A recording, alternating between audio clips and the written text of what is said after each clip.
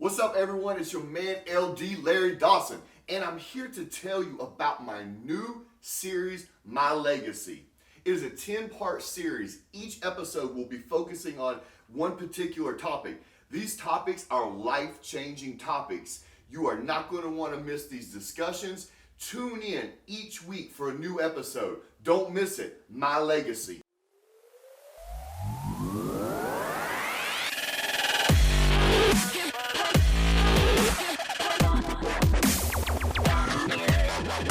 What's up, everyone? It's your man LD Larry Dawson, and we are back for another episode of My Legacy. This episode right here is about words. So how could you make a whole episode on just words? All you're saying is words anyways. How important can they be? Let me tell you something. Words are extremely important. They are game changers. See, it is so easy in life to go by what you hear all the time, what's coming at you. Personalities are developed by words. Insecurities are developed by words. Greatness is developed by words. Words, whether you know it or not, will get into your head subconsciously and start to take over your conscious mind and your decisions in your life. So I would like to tell everyone out there, be careful of the words that come out of your mouth. Be mindful of the things that you're saying. Understand that they are affecting others. And they're also affecting you. Because what you think and what you speak ends up becoming your reality.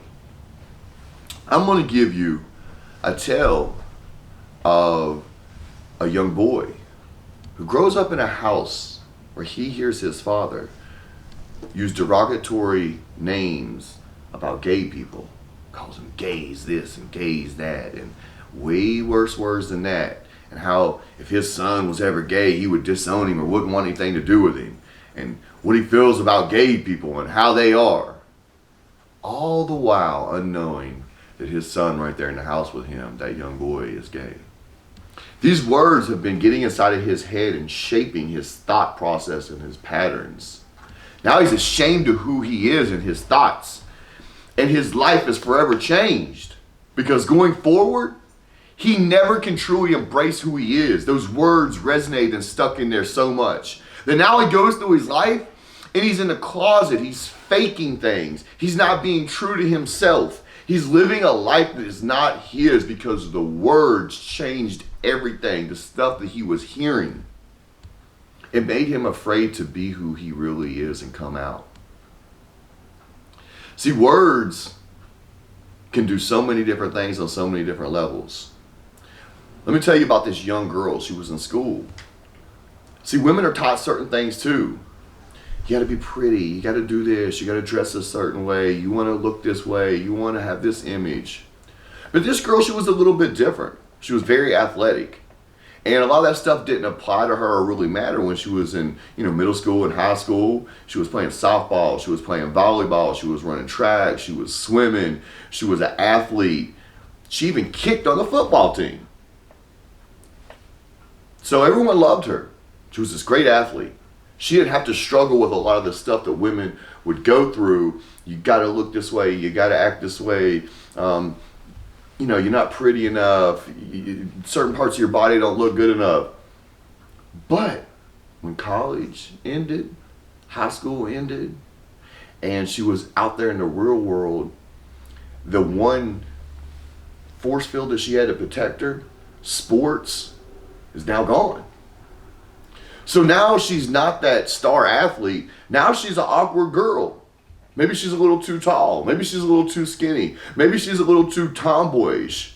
She doesn't fit the criteria. So now she's struggling to fit in because she remembers all the things that she heard that was said to her. You have to be this, you have to be that.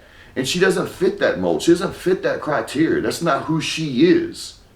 So this young lady, because of the words and the things that she heard in her life, she is unhappy or unable to fulfill who she is and become who she should because she's worried about fitting this type that she always heard that women were supposed to be.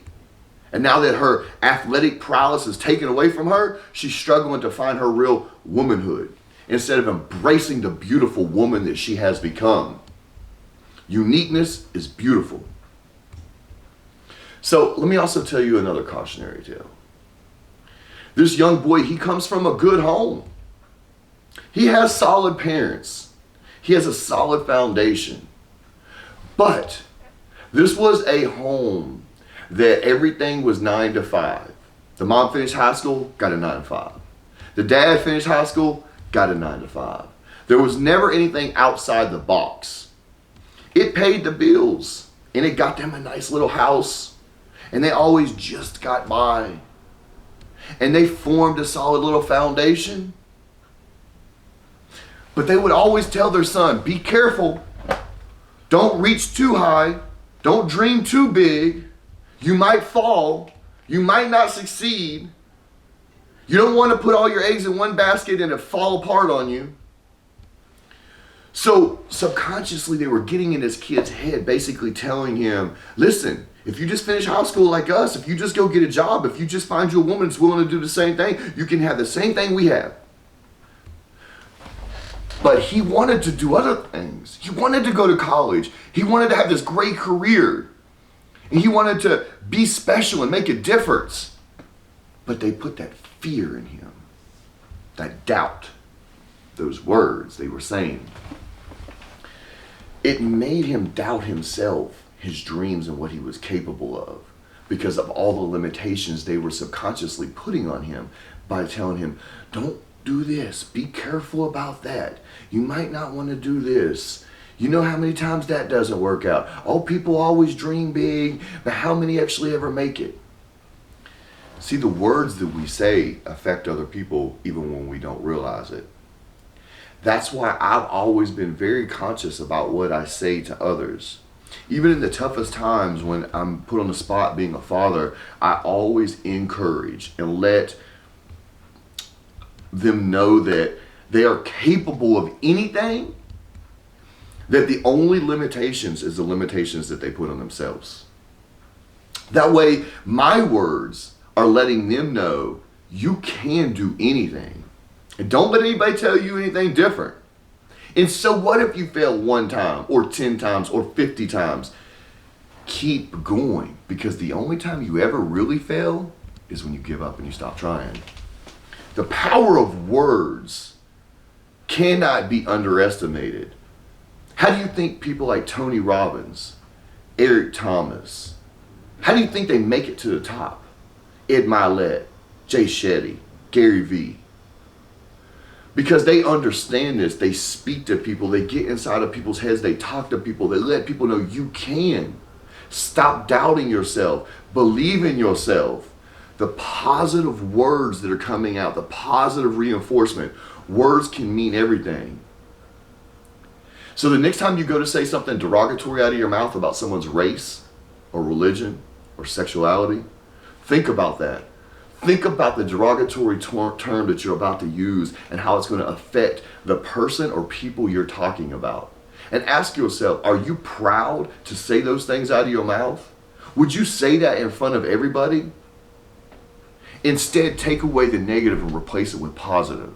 Say, I might not know that part of life. I might not know what it's like to be that sexuality, that religion, or that race, but I empathize with it and I'm okay. I support it. The power of words can never be underestimated. Be careful what you say to others. Be mindful of your words. Think about encouraging and supporting and uplifting instead of tearing down. Replace those disparaging words with positive words. And never, ever forget the lasting impact that words have on people. Choose your words wisely. Thanks for tuning in again for another episode of My Legacy. Until next time, guys, we're out.